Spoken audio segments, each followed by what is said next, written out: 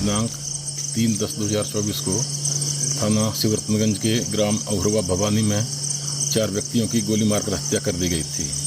इसके मुख्य अभियुक्त चंदन वर्मा को दिनांक 4/10/2024 को गिरफ्तार किया गया था।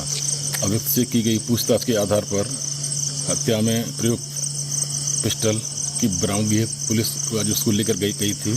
इसी के दौरान उसके द्वारा उपनिरीक्षक मदन कुमार से पिस्टल छीनकर पुलिस पार्टी पर जान से मारने की नीयत से हमला किया गया।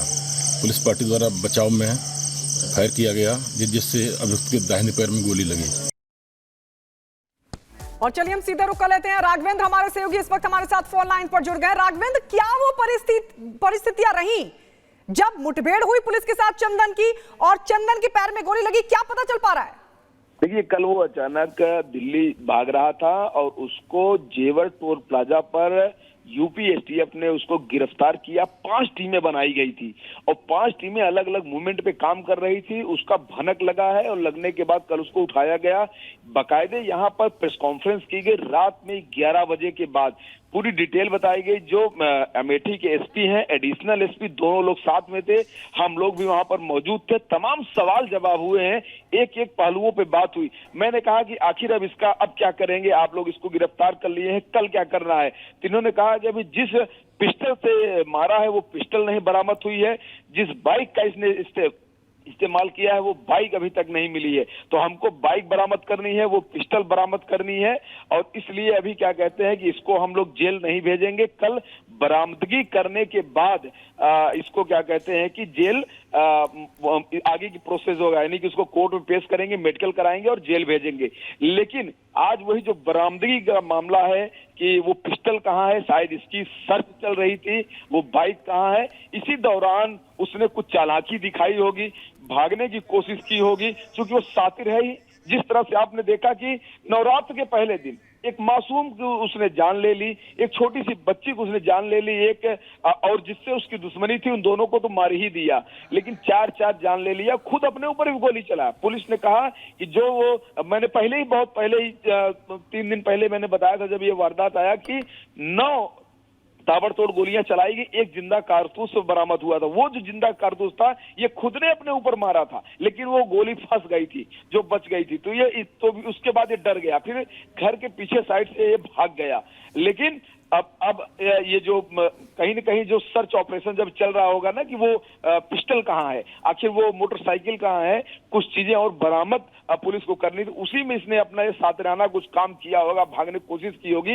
लिहाजा जो यूपी पुलिस है, एसटीएफ इसमें अलर्ट में है, टॉप टीमें लगी हुई थी और इसको मार देती है, इसके पैर में गोली फिर दे ही देती है, क्योंकि वहां भाग दौड़ में सुरक्षात्मक तौर पे पुलिस जैसा भी इनकाउंटर का जो नियम है, जो कानून है, जिसके तहत ये मुठभेड़ भी करते हैं बदमाशों के साथ, ऐसा सुरक्षात्मक जब उनको लगा होगा तो कहीं न कहीं गोली चल गई होगी। जी बिल्कुल राघवेंद्र, कुल मिलाकर ये कहा जा सकता है कि 24 घंटे से भी कम वक्त में यूपी एसटीएफ ने आरोपी को गिरफ्तार किया।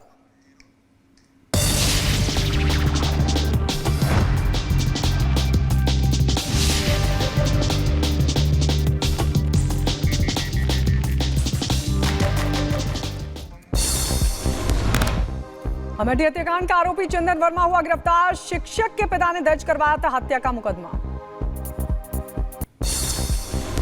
दिल्ली भागने की फिराक में था आरोपी चंदन। एसटीएफ ने जेवर टोल प्लाजा के पास से किया गिरफ्तार।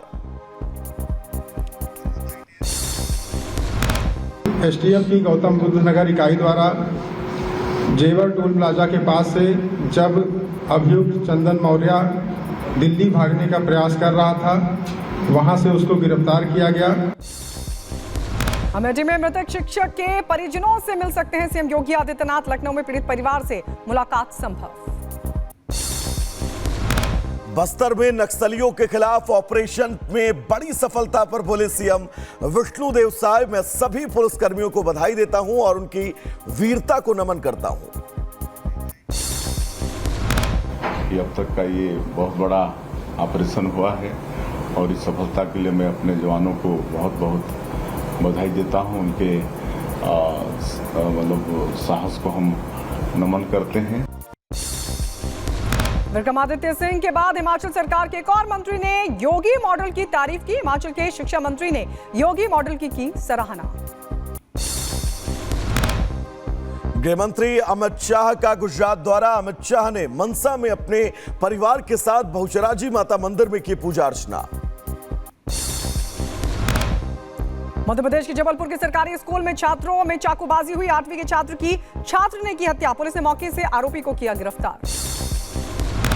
महाराष्ट्र सरकार ने भूतपूर्व सैनिकों और उनके परिजनों के लिए बड़ी घोषणा की। सैनिकों के लिए चलाए जा रहे स्वयं सहायता समूहों को 15 लाख रुपए की वित्तीय सहायता। भूतपूर्व सैनिकों की बेटियों की शादी के लिए 1 लाख की सहायता। चंपई सोरेन की मौजूदगी में बड़ी संख्या में बीजेपी की सदस्यता का कार्यक्रम चलाया गया। कार्यक्रम में बोले चंपई, ये परिवर्तन की भीड़। तो आगे बढ़ेंगे। हरियाणा में चुनाव को लेकर गिरिराज सिंह का कांग्रेस पर हमला। पिछड़ा समाज कांग्रेस से नाराज है। कांग्रेस सांसद कुमारी शैलजा के बयान पर बीजेपी के राष्ट्रीय महासचिव तरुण चुग का बयान आया सामने। हरियाणा में कांग्रेस पार्टी शुरुआत से ही एससी दलित भाईचारे के साथ कर रही अन्याय। हरियाणा विधानसभा चुनाव के लिए वोटिंग आज। 1031 उम्मीदवारों की किस्मत का होगा फैसला। हरियाणा की सभी 90 सीटों पर आज सुबह 7 बजे से शाम 6 बजे तक होगा मतदान। कई दिग्गजों की किस्मत का होगा फैसला। हरियाणा विधानसभा चुनाव को देखते हुए बढ़ाई गई सुरक्षा। कई संवेदनशील बूथों और स्थानों पर फोर्स की तैनाती। हरियाणा विधानसभा चुनाव के 8 अक्टूबर को घोषित किए जाएंगे परिणाम। 2 करोड़ से ज्यादा मतदाता अपने मताधिकार का करेंगे इस्तेमाल। हरियाणा में चुनाव के लिए कुल 20,629 मतदान केंद्र बनाए गए। चुनाव में सीएम नायब सिंह सैनी, भूपेंद्र सिंह हुड्डा समेत कई बड़े चेहरों की प्रतिष्ठा दांव पर। प्रधानमंत्री मोदी का महाराष्ट्र दौरा आज। कृषि और पशुपालन से जुड़ी कई योजनाओं की देंगे सौगात। बंजारा समुदाय की समृद्ध विरासत से जुड़ी प्रदर्शनी का भी करेंगे विमोचन। प्रधानमंत्री किसान योजना की 18वीं किस्त आज होगी जारी। 11 करोड़ से ज्यादा किसानों को इसका सीधा फायदा मिलेगा। केंद्रीय गृह मंत्री अमित शाह 7 अक्टूबर को करेंगे बैठक। नक्सल प्रभावित राज्यों के प्रतिनिधि, गृह सचिव, आईबी चीफ होंगे इस बैठक में शामिल। रक्षा मंत्री राजनाथ सिंह ने चीन पाकिस्तान को नसीहत दी। कहा, हमारा अन्य देश के हितों से टकराव नहीं। किसी भी राष्ट्र के हितों का अन्य राष्ट्रों के साथ टकराव नहीं होना चाहिए। बिहार के रोहतास में हुआ बड़ा हादसा। सोनभद्र में बस पलटने से 40 से 50 यात्री हुए जख्मी। 6 की हालत नाजुक। पुणे गैंगरेप मामले में पुलिस ने जारी किया आरोपियों का स्केच। अभी तक किसी आरोपी की गिरफ्तारी नहीं। इंदौर में गरबा पंडाल में हुआ बवाल। पंडाल में दाखिल होते 2 मुस्लिम युवक पकड़े गए। लोगों ने जमकर की धुनाई। यूपी के कानपुर में दुर्गा पंडाल में नाम बदलकर शामिल होने वाले लोगों के खिलाफ बजरंग दल का मोर्चा। कई जगहों पर युवकों की पिटाई। यूपी के देवरिया में लड़कियों से छेड़छाड़ की घटना आई सामने। वीडियो सामने आती है पुलिस आई एक्शन में। आरोपियों की तलाश कर रही है पुलिस। दिल्ली की लव कुश रामलीला को लेकर टीवी कलाकारों में क्रेज। भगवान राम का किरदार निभा रहे हिमांशु सोनी ने कहा, राम का आशीर्वाद उनके सर पर है। दिन भर की खबरें इसी स्पीड से चलती रहेंगी, लेकिन इस बीच बात करते हैं घर की। घर जो कि हमारे अस्तित्व का विस्तार होता है, क्योंकि घर जिंदगी में एक ही बार बनता है। घर निर्माण से जुड़ी हर तकनीकी जानकारी के लिए इस QR कोड को स्कैन करें और पाएं देश के नंबर 1 सीमेंट अल्ट्राटेक से जुड़ी पूरी जानकारी। तो